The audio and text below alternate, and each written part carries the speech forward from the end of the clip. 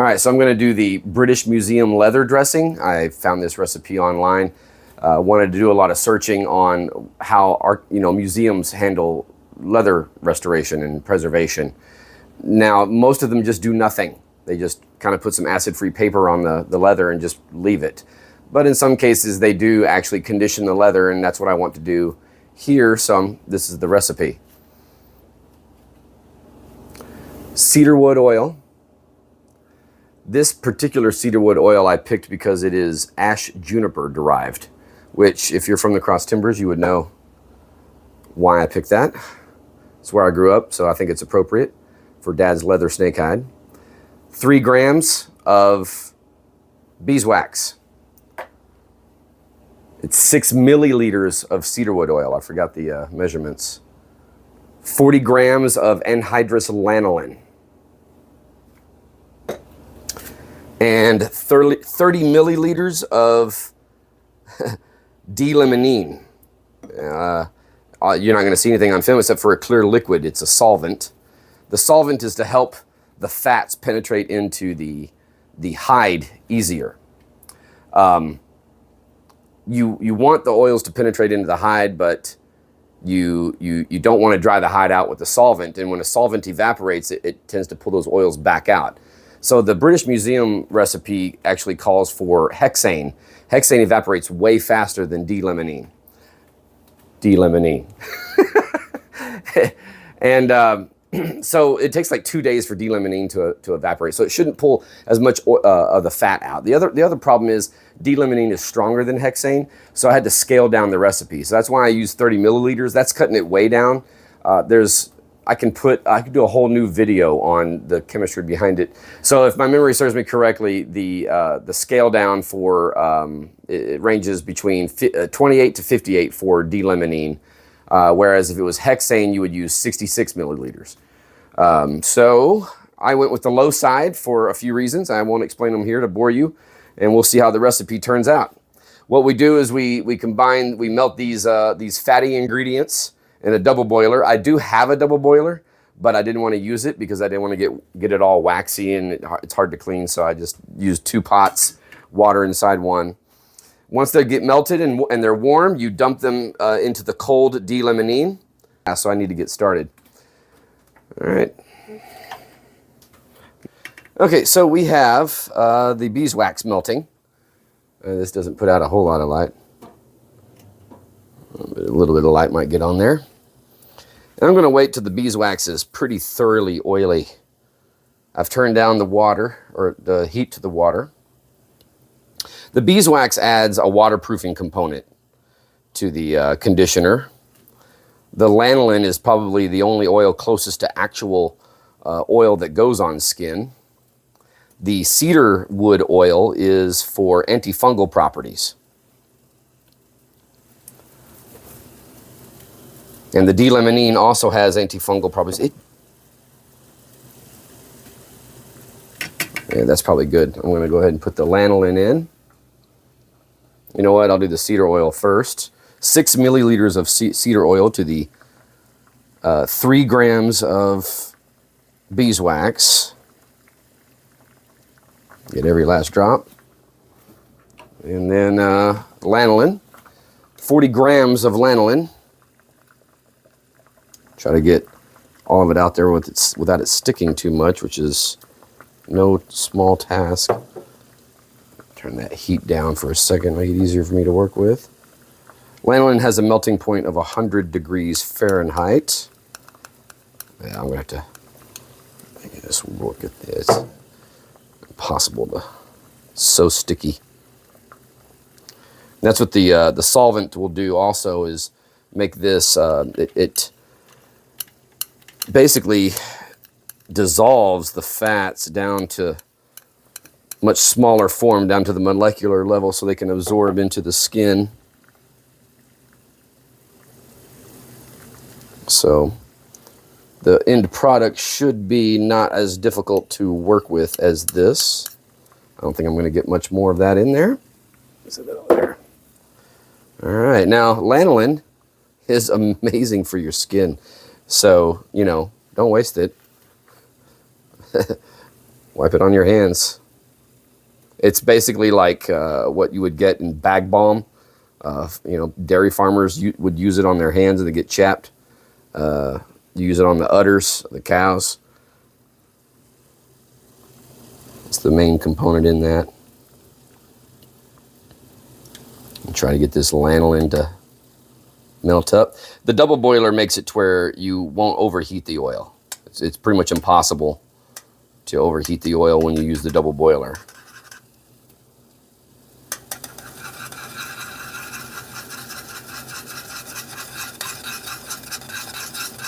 And we're going to add this hot liquid oil to the D-limonene. Hopefully I don't spill it. I didn't think about that. This pan has a little tiny pour spout, but so if the D-limonene is not enough, then the oil will not soak into the hide. And the hide was tanned, as I mentioned before, using salt tanning. So maybe I don't want it to penetrate all the way, because if it penetrates all the way to the back, I don't know how it's going to interact with that salt. And my dad has treated this with oil before, mink oil. So it's a surface treatment, that particular product he used.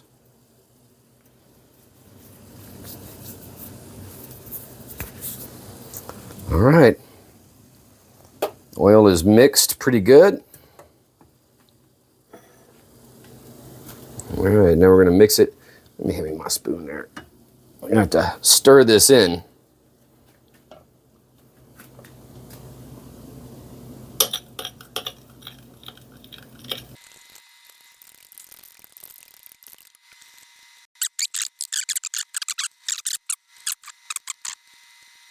Okay, now getting it out of this bowl into here, I think I'd probably be better off. I don't know how I'm going to do that really, because I know it's going to want to go down these, like it's going to want to do that. That can make a big mess. Yeah, I didn't know if it would go off that or want a gap. I'll try the gap. Give it a go.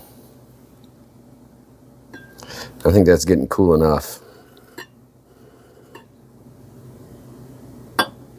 Okay, wish me luck. And I'm gonna pour fast, right? Here we go. Oh! All right. So it smells like cedar trees and lemon, or oranges, actually. More like oranges. Now, lanolin has the smell of sheep's wool. If you've ever gone into a barn with a bunch of sheep in there, it pretty much smells like that without the manure. It's all over their hair. And we're supposed to let this cool. I think I'll let it cool in the air for a bit, and then I'll probably put it in the refrigerator or the freezer. Probably the refrigerator.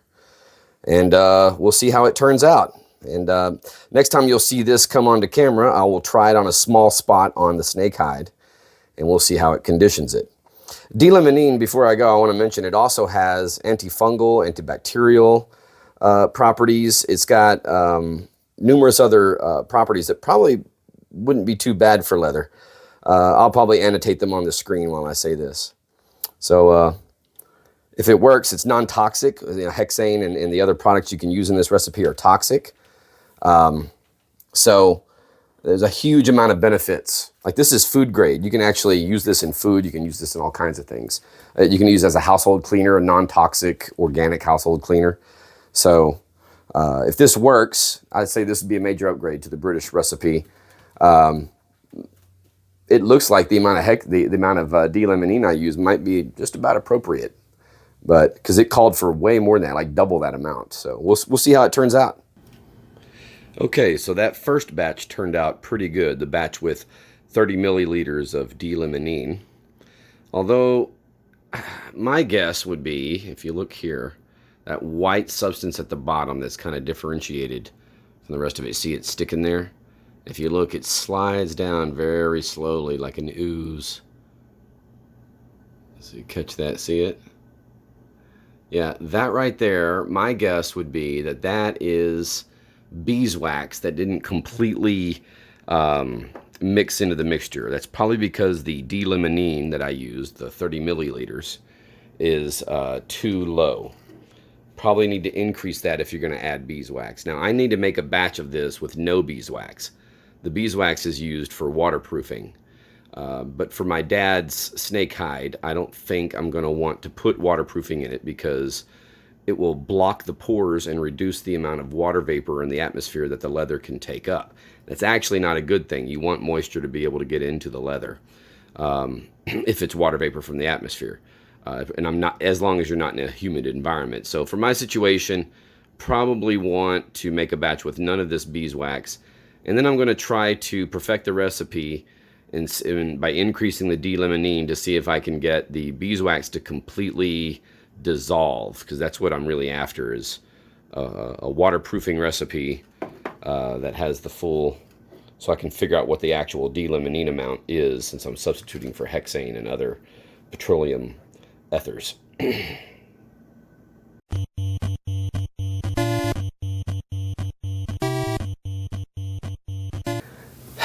Okay, so I've got a setup here.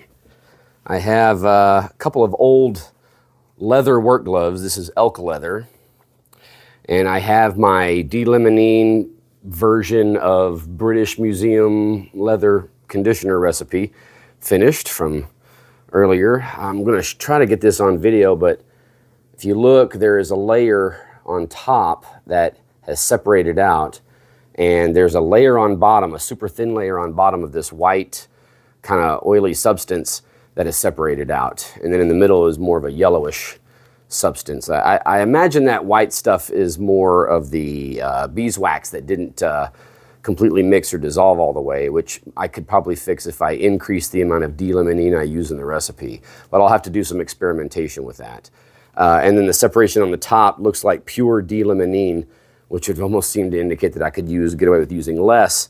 But like I said, I'll have to do some more experimentation. But this iteration of the British Museum leather dressing is the full recipe that has the beeswax in it, which provides waterproofing. So I don't want to use this on my actual snake hide.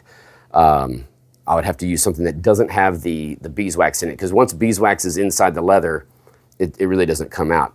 But on something like these, or like say a leather-backed book, you actually would want that. So that's what this recipe would be perfect for. For a snake hide, I would probably remove the beeswax completely, and I might dilute some of the lanolin with some jojoba oil, maybe some castor oil. But like I said, I'll have to do some experimentation, and we'll see what comes out of after that. But what I'm going to do with this is try this recipe on these old gloves, because if you make any new leather dressing, before you go using it on anything precious like that snake hide from my dad, you might want to test it out. Unfortunately, this recipe is one thing I would have to test before I could ever use it on the snake hide, which is what does it do long term to the leather? And I don't know how to test that, so I probably will never use this leather dressing on the hide until I use this on other types of leather for years and years and years and see how it works. I may not ever get to finish that, but without further ado, let's see what we can do with this leather dressing on these gloves. Now I want to show you this. I picked these gloves for a reason, because this leather has basically had it. You can see the hole in my work gloves. Listen to this. I mean, this stuff it's just super hard, super crusty leather. We're going to see what this leather dressing does to that. So since it's separated out, my advice would be to shake it up. And then you got a nice little homogeneous liquid in here. Let that drain down a little bit. And then now for a rag, for an applicator, I use just a cotton cloth. And this is just an old sock. This is how my dad used to do it. He'd just find old cotton, and he would keep a drawer somewhere of it and bust it out when he needed. The downside of using socks is the pilling underneath here. For certain leather, you might not want to do it, but for this, it's fine. All right, let's get a little bit of this. Don't need very much. A very small amount is what we should need.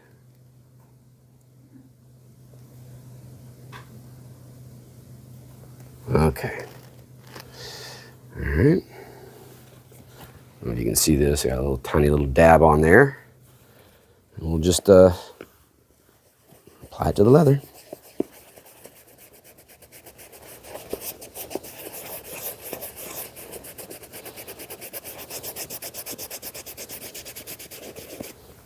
Okay, you can see I don't know if you can see it on camera, but it's making it more shiny, which is to be expected. And I'm not getting very much discoloration. Of course, this leather is already extremely discolored. So I wouldn't expect much discoloration, but let's put this in here. Now, the amount of lanolin, high lanolin recipes for conditioner, I have heard that it can soften leather too much. And if you've got like a really old leather, it can make it fall apart actually easier because it's so flexible. So keep that in mind if on these high lanolin, but for a daily usage on something like a working leather that has to be flexible, I got a good feeling about this this recipe. Now on something like that, you probably don't want to spend a lot of money. So a specialized recipe just isn't necessary.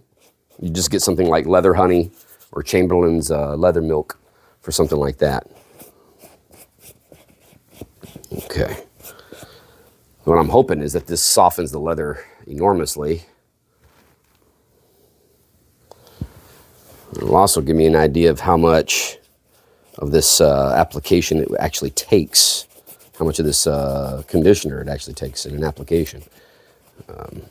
Fingers are hard to treat without putting my hand in the glove, but this is just an experiment.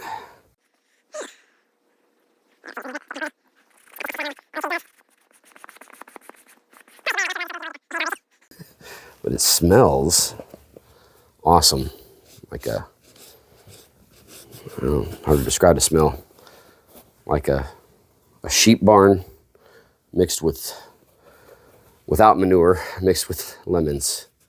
It's like sheep's wool with lemon. The hint of cedar.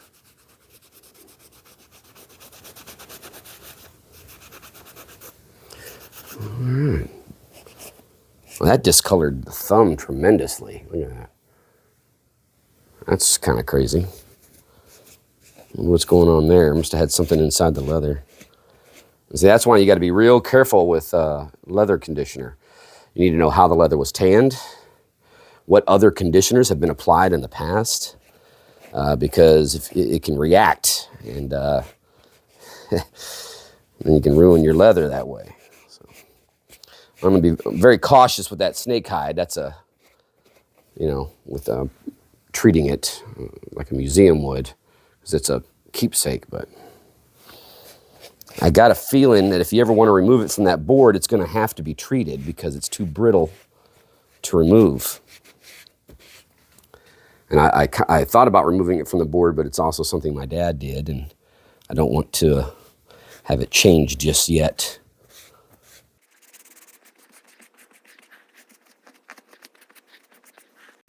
You can see it's already getting floppy compared to that one. See? So yeah, it's an excellent recipe to soften the leather. If you have something old, crusty leather that needs to be movable, but you also want to preserve it, I think this is going to be an excellent recipe to use.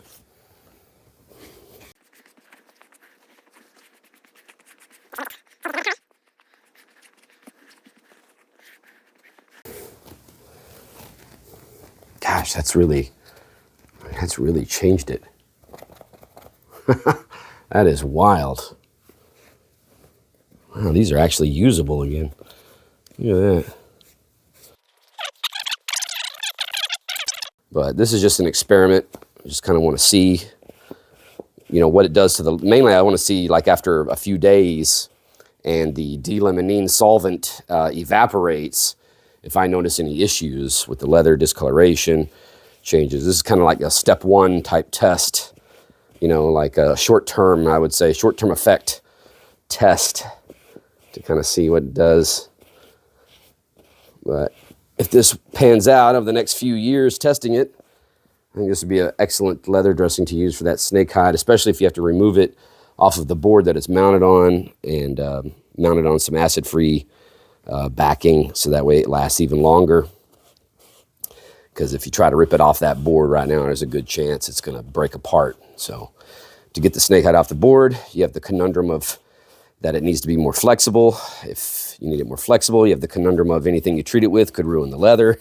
So, you know, I'm looking for a very mild leather dressing to do it, and that would, you know, we remove that waterproofing component and dilute that lanolin a little bit, because lanolin also has a waterproofing component to it, and it also can get sticky when it dries. So if I dilute that with the jojoba oil and the castor oil, I think we'll get a really nice recipe here. All right, let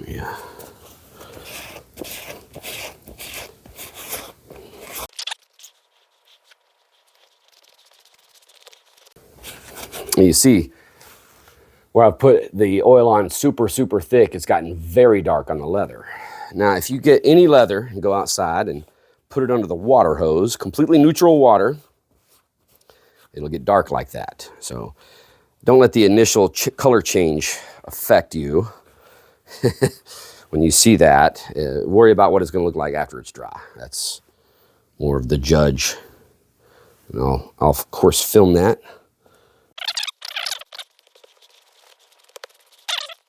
These things were so crusty that putting your hand in it and then oiling it that way, which would have been way easier, just really isn't an option. So once I get these a little bit oiled, I'll be able to do that. And if this treatment works, I've just see, I go through leather gloves pretty routinely, the work I do outside. And a lot of the reason why they tear up is because they get sweaty and wet, and then they dry out. And anytime your leather gets wet and then dries, and wet and dry out, the oils get removed, because water itself is a solvent.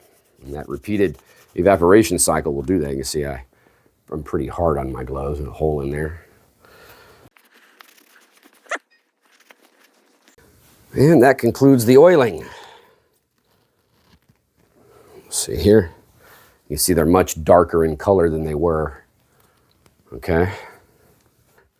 48 hours is the maximum amount of time that D-limonene needs to evaporate in just about any condition. Now, temperature and humidity and all kinds of things, and wind and air and all that can affect that evaporation time frame. But generally speaking, 48 hours, you can pretty much guarantee all the D-limonene solvent has been removed, and all you're left with are the oils that'll be stuck inside the leather. And at that point, you'll be able to see for sure if you'll have any discoloration or not, and if so, how much discoloration and how much flexibility you've added to the leather. And we'll see what the results are. And that'll at least give you a short-term test on what the effect is of the D-limonene mixture, the British Museum leather dressing, devoid of anything toxic, basically, is what this recipe is. So wish me luck. Okay, so give you the results of the glove experiment.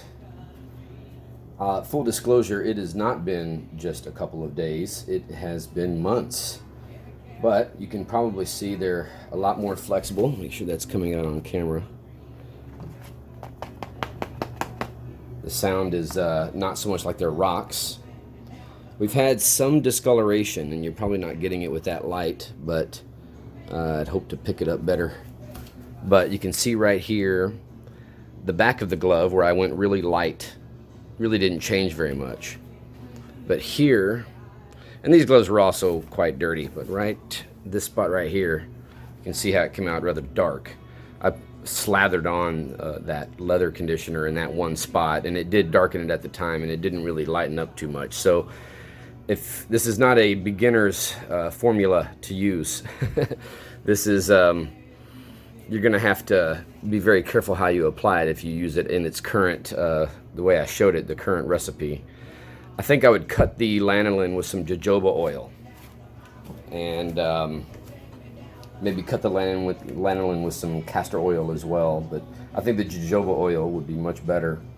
Now, I'll probably throw that in the recipe if I post it, But yeah, it did. It softened the gloves up tremendously, like a ridiculous amount. So it's a decent leather conditioner for working leather.